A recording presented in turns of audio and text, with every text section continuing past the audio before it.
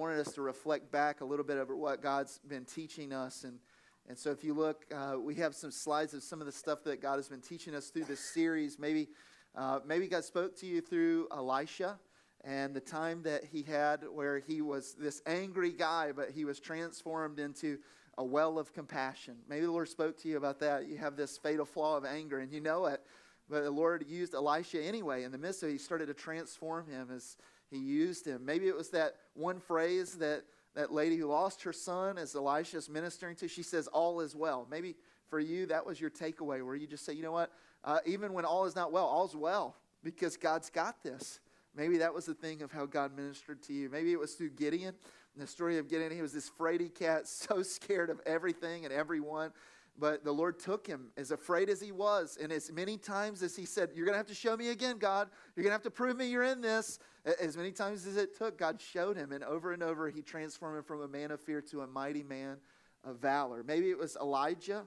Do you remember he was in the funk? You remember some of us are in a funk, right? And you're physically depleted and spiritually depleted and physically exhausted and totally isolated. We said that was the perfect prescription for a funk. You're just alone. And that's how he was. But God came to him and ministered to him. He spoke to him and gave him spiritual replenishment. He filled back up as well, and he gave him physical rest, and he surrounded him in community. So there would be other people to call out the lies of the enemy, and he could thrive.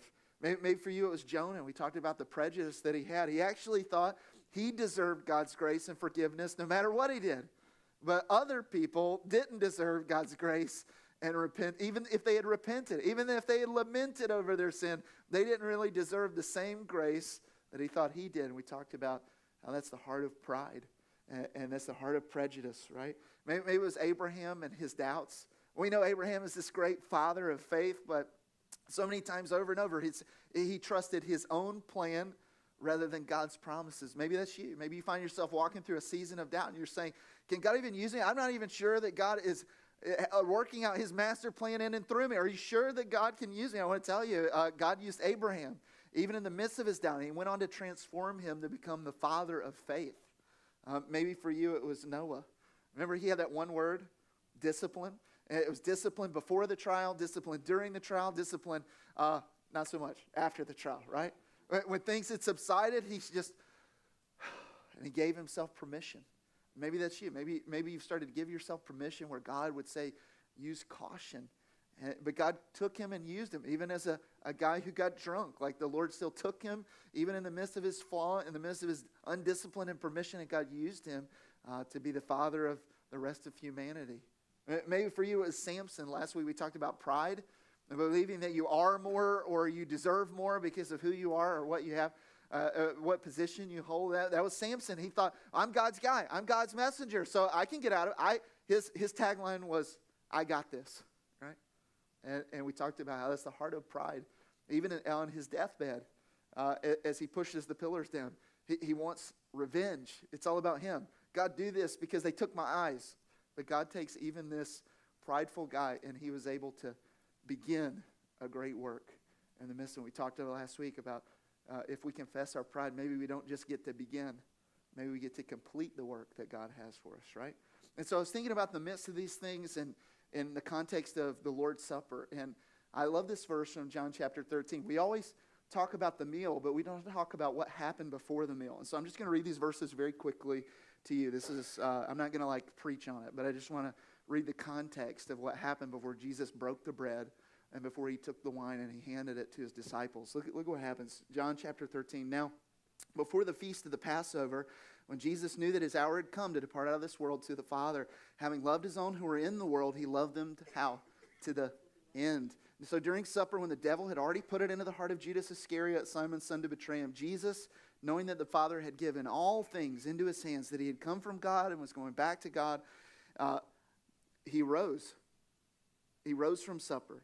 And he laid aside his outer garments. He took the towel and he tied it around his waist. And he poured the water into a basin. And he began to what? Wash the disciples' feet with a towel that was wrapped around him. And so he does it for all of them. All 12. He's going around. Even Judas. Even though he's going to betray him, he still washes his feet. Can you imagine what that moment would have been like? And so he gets to Peter. You're not washing me, Lord. Like, that's a servant's job. You're not doing that. Peter, if I don't wash you, you don't have any part of it. Well, just give me a whole bath then, God. I'm good. Like, I want to be part of what you're doing. No, Peter, like, you don't get it. Like, stop opening your mouth before you think.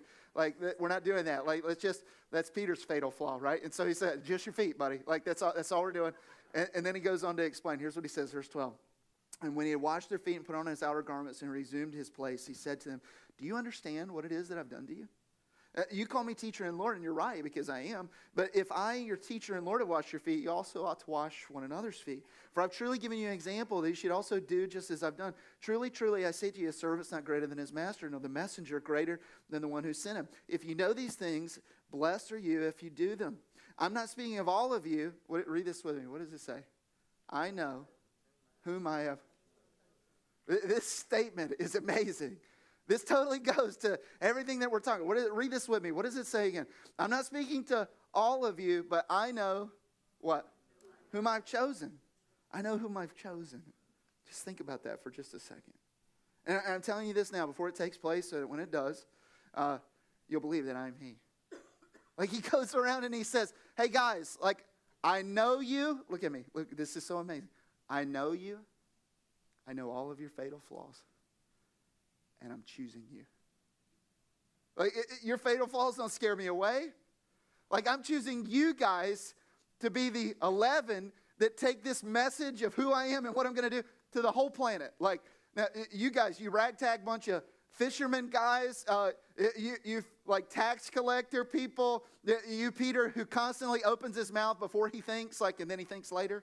Right? Like you, James and John, you sons of thunder who like are always in a power struggle over who's going to be second in my kingdom. Like, you even get your mom to fight your battles for you. Like you guys, Thomas, like the guy who's constantly doubting everything. Are you sure, Lord? Are you talking about me? Yes, I'm talking about you, Thomas, right? Like this is, and he looks at all of them and he says, I know all of you and I know that I've chosen you.